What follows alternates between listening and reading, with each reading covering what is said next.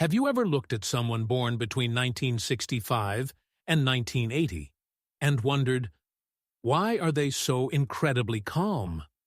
Almost completely unbothered, even when life is falling apart around them. People often mistake this silence for coldness. They see a wall, an unreachable distance, a generation that just swallows its pain and keeps moving. But what if that unshakable resilience isn't a personality trait at all? What if it is a deeply ingrained survival mechanism? To understand the quiet strength of this generation, we have to look past the stoic adults they are today. We have to look back at the empty houses they returned to as children, back to the heavy keys resting against their chests, and the silent afternoons that taught them, long before they were ready, that the only person they could truly rely on was themselves. Society often rushes to label them. We call them cynical, unreachable, or stubbornly stuck in their ways. When they do not react to crises with outpourings of emotion, we sometimes even mistake their composure for being heartless.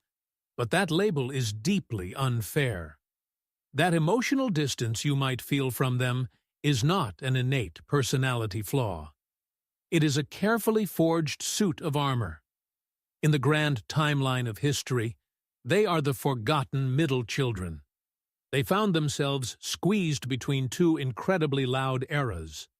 On one side, they had parents driven by massive survival ideals and the heavy burden of rebuilding a post-war economy.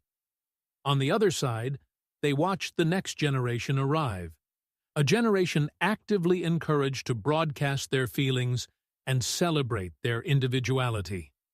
Stuck in that quiet space in between, they absorbed a very different lesson. Keep your head down, handle your own problems, and never make a fuss. Their silence is not apathy. It is a profound form of self-preservation. So, before we judge their quiet nature through our modern, hyper-expressive lens, we need to pause. We need to set aside our expectations and look deeply into the quiet voids that actually shaped who they are. Let us explore the world that built this invisible fortress. Let us step back into the world that raised them. It was a time defined not by the digital noise we know today, but by a harsh, sweeping economic transition.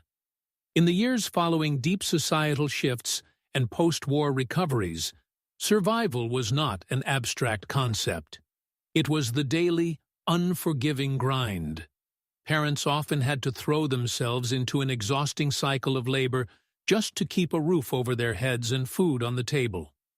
And in that relentless, exhausting pursuit of simply providing, a massive, quiet void was unintentionally left behind inside the home.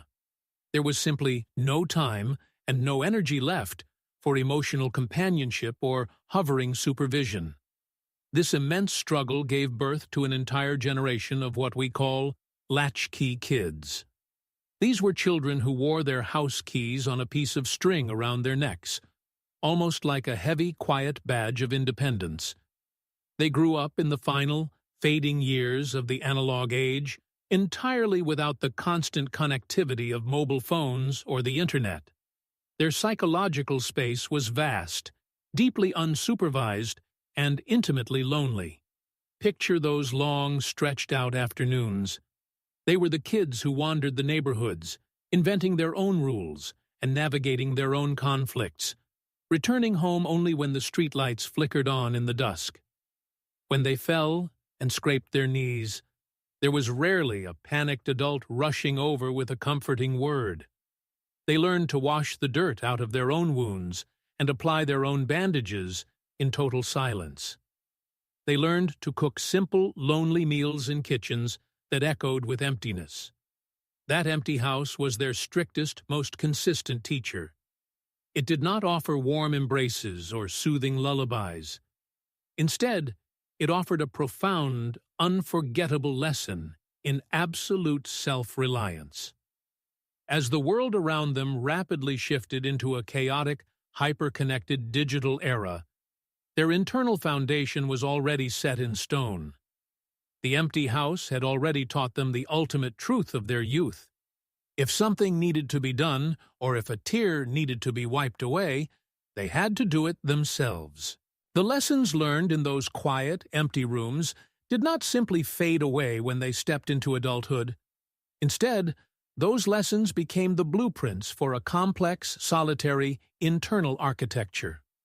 When a child learns early on that no one is rushing to their rescue, they do not just learn how to survive the afternoon. They rewire their entire psychological operating system. This brings us to the first and most defining pillar of their quiet nature. Hyper-independence. For most people, independence is a healthy, desirable life skill.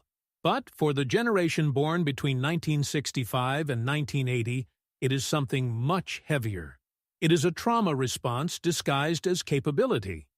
When depending on adults was rarely a reliable option during their formative years, taking care of themselves stopped being a choice.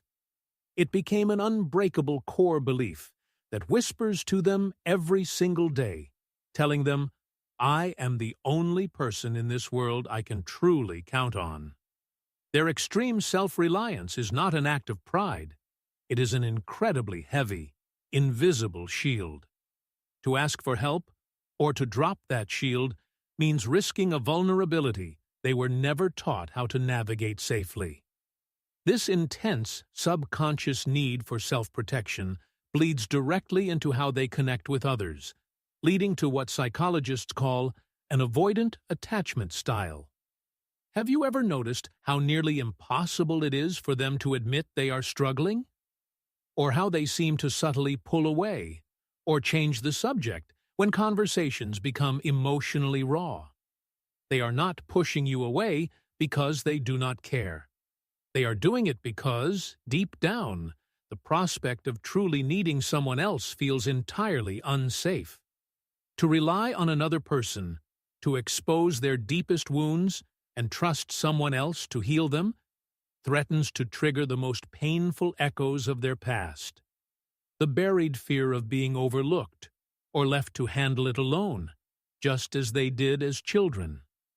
Maintaining a polite but firm emotional distance is how they guarantee they will never have to feel that specific sting of abandonment again. Adding to this distance is their unique worldview, forged by watching the world around them. We can call this pragmatic cynicism. They did not just grow up alone. They grew up watching their parents being utterly consumed by the grueling machinery of economic survival and rapid societal shifts. They witnessed the exhaustion and the harsh realities of making a living. Because of this, they learned to strip away the fairy tales early on. They navigate life with a grounded, almost brutal realism.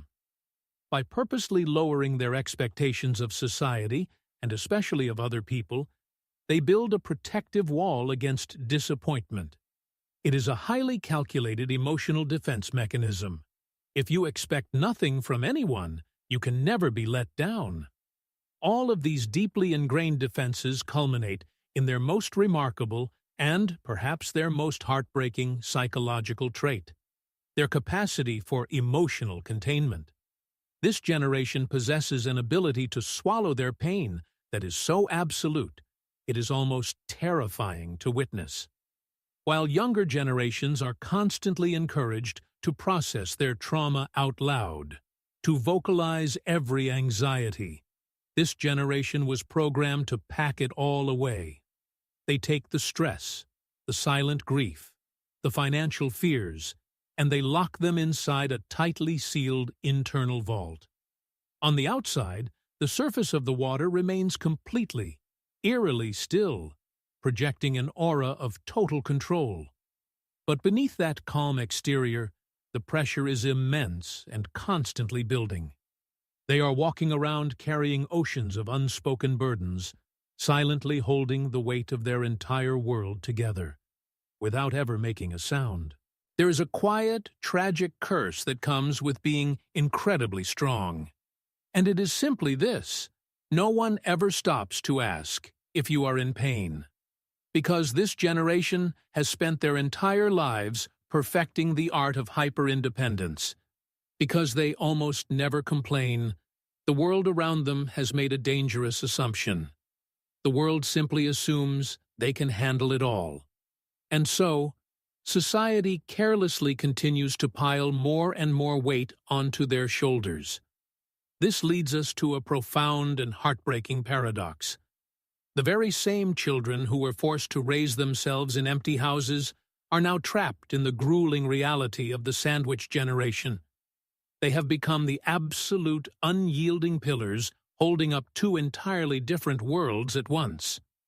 On one side, they are stepping up to care for their aging parents, the very same parents whose exhaustion shaped their lonely childhoods. On the other side, they are endlessly providing financial and emotional support for their own children, desperately trying to give them the attentive upbringing they themselves never had. The emotional cost of carrying this double burden in total silence is staggering. It manifests as a deep, invisible exhaustion, a hidden burnout that they hide behind closed doors. They are the human bridges connecting two centuries. They are the glue actively keeping the entire family structure from collapsing into pieces. Yet, as they relentlessly pour all their energy into saving everyone else, they almost never grant themselves the grace to stop, take a breath, and ask one simple, desperate question. Who is going to take care of me? You might be wondering something right now. If they are carrying so much invisible weight, why do they not simply put it down? Why do they not choose to explode with emotion and demand boundaries like Generation Z, or fiercely advocate for their own recognition and mental health, much like the millennials? The answer lies deep within a completely different psychological operating system. For the generations that followed them, speaking the pain out loud is the very first step to healing it. But for the people born between 1965 and 1980, words were never a luxury they could afford. In their deeply ingrained value system, silently enduring the hardship and pushing through the storm entirely on their own is not a sign of weakness. It is the ultimate proof of maturity. Their minds were not built to demand that the world accommodate their feelings. Instead, their internal code was meticulously programmed to tolerate the lack of it. They do not fight the emptiness. They simply absorb it, making peace with the quiet sacrifices required to keep the people they love safe. In an era obsessed with making noise, their profound silence is not a surrender. It is an act of quiet, steadfast devotion. The solitary child who once walked into a dark, empty house has grown up. Today, you might see the quiet evidence of time etched into the faint wrinkles around their eyes. Yet, in many ways, they are still holding that same heavy key. Only now, instead of letting themselves into an empty hallway, they are silently unlocking the hardest, most unforgiving doors of life, just so their entire family can walk safely through. The next time you look at your parents, your older siblings, or perhaps even the person staring back at you in the mirror, try to look past that stoic, sometimes distant exterior. Offer them a gentler, more forgiving kind of empathy. If there is someone in your life who constantly carries the weight of the world in total silence, please remember this. They probably do not need another piece of advice. What they might truly need, after a lifetime of holding everything together, is simply a warm embrace, and for someone to look them in the eyes and say, "You have done a beautifully good job." Who is the quiet pillar in your life? Please share their story with us in the comments below.